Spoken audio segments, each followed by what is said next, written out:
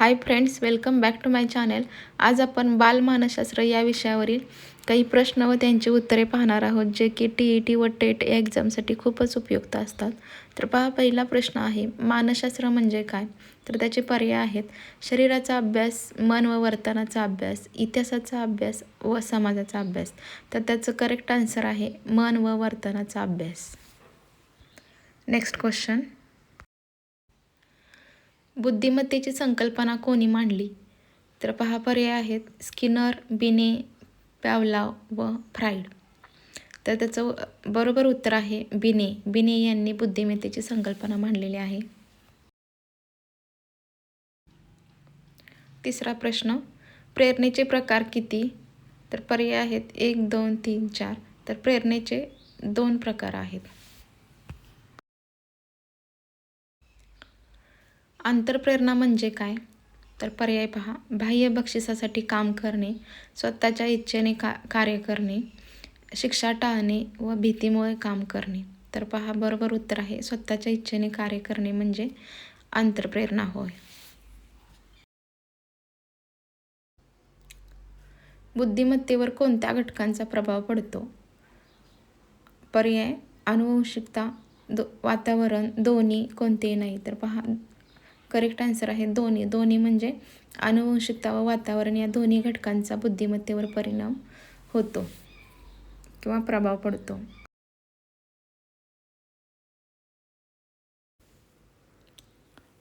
शिक्षणात विद्यार्थी केंद्रित पद्धतीचा पुरस्कार कोणी केला?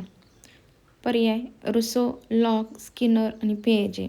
तर पहा, बरोबर उत्तर आहे रुसो. रुसो यांनी शिक्षणात विद्यार्थी केंद्रित पद्धतीचा पुरस्कार केलेला आहे. 7वा प्रश्न, मानसिक वय ही संकल्पना कोणी मांडली? पर्याय बिने, फ्राइड, स्किनर व पॅवलॉव. तर पहा, बिने यांनी मानसिक वय ही संकल्पना मांडलेली आहे. विस्मरणाचे मुख्य कारण कोणते? पर्याय पुनरावृत्ती, रस, सरावाचा अभाव व लक्ष. तर पहा, विस्मरणाचे मुख्य कारण आहे ते म्हणजे सरावाचा अभाव. सराव न केल्यामुळे विस्मरण होत राहते. किशोरावस्था कोणत्या वयोगटात येते? पर्याय पहा 0 ते 5, 6 ते 12, 12 ते 18 आणि 18 ते 25. तर पहा, उत्तर आहे 12 ते 18 या वयामध्ये किशोरावस्था येते. शिक्षणातील सकारात्मक बळकटीकरण म्हणजे काय? पर्याय शिक्षा देणे, प्रोत्साहन देणे, दुर्लक्ष करणे किंवा रागावणे. तर पहा, बरोबर उत्तर आहे प्रोत्साहन देणे. तर प्रोत्साहन दिल्यामुळे काय होतं की सकारात्मक बळकटीकरण होते.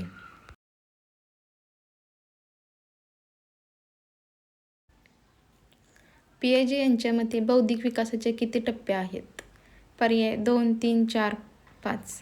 तर पहा, पिएजे यांच्या मते बौद्धिक विकासाचे 4 टप्पे आहेत. प्रेरणा म्हणजे काय? तर पर्याय पहा, शिकण्याची प्रक्रिया, वर्तनाला चालना देणारी शक्ती, स्मरणशक्ती किंवा विस्मरण. तर पहा, ऑप्शन क्रमांक बी बरोबर आहे. वर्तनाला चालना देणारी शक्ती म्हणजे प्रेरणा होय. पुढचा प्रश्न, विस्मरणाचे मुख्य कारण कोणते? पर्याय पहा, पुनरावृत्ती, रस, सरावाचा अभाव किंवा लक्ष. तर विस्मरणाचे मुख्य कारण आहे सरावाचा अभाव. सायकॉलॉजी हा शब्द कोणत्या भाषेतून आला आहे? ऑप्शन इंग्रजी, संस्कृत, ग्रीक आणि हिंदी. तर पहा, ऑप्शन नंबर सी बरोबर आहे. सायकॉलॉजी हा शब्द ग्रीक भाषेतून आलेला आहे. वर्तनवादाचा जनक कोण? तर फ्राइड, वॉटसन, पिएजे आणि बिने. तर बरोबर उत्तर आहे वॉटसन. वर्तनवादाचा जनक वॉटसन आहे. 16वा क्वेश्चन, IQ काढण्याचे सूत्र कोणते? तर पहा, ऑप्शन ए मानसिक वय डिवायडेड बाय कालानुक्रमिक वय गुणिले 100. ऑप्शन बी कालानुक्रमिक वय भागिले मानसिक वय गुणिले 100. ऑप्शन सी मानसिक वय प्लस कालानुक्रमिक वय आणि डी कोणतेही नाही. तर पहा बरोबर ऑप्शन आहे ए, म्हणजेच मानसिक वय भागिले कालानुक्रमिक वय गुणिले 100. हा ऑप्शन बरोबर आहे.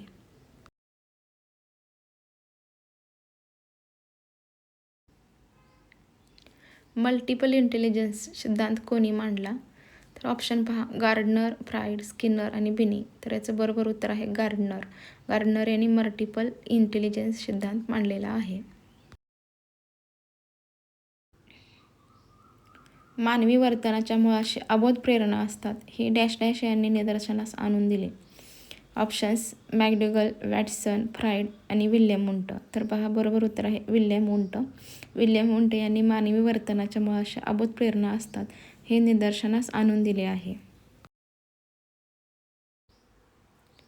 खालीलपैकी प्रभुत्व संपादन उत्पत्तीचा उद्गाता कोण आहे? ऑप्शन्स पहा लेविन, ब्लूम, बांदुरा आणि थॉर्नडाईक. तर पहा ब्लूम यांनी प्रभुत्व संपादन उत्पत्ती मांडलेली आहे. त्याचे उद्गाता ब्लूम हे आहेत. सायकलवर तोल सांभाळता आला की त्याचा उपयोग मोटरसायकल किंवा स्कूटर चालवण्यास होतो हे कोणत्या संक्रमणाचे उदाहरण आहे? तर पहा हे धन संक्रमणाचे उदाहरण आहे. म्हणजेच आपल्याला सायकल आली की त्याचा उपयोग मोटरसायकल किंवा स्कूटर शिकताना होते आणि आपली प्रगती होते. म्हणजेच इथे काय होतं? धन संक्रमण होते. तर पहा याचं बरोबर उत्तर आहे धन संक्रमण. साधक अभिसंधान उत्पत्ती कोणी मांडली?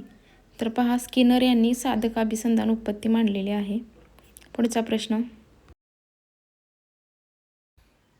अभिजात अभिसंधान उत्पत्तीत कोणत्या प्राण्यावर प्रयोग केला गेला? तर पहा अभिजात अभिसंधान या उत्पत्तीमध्ये कुत्रा या प्राण्यावर प्रथम प्रयोग केला गेला होता.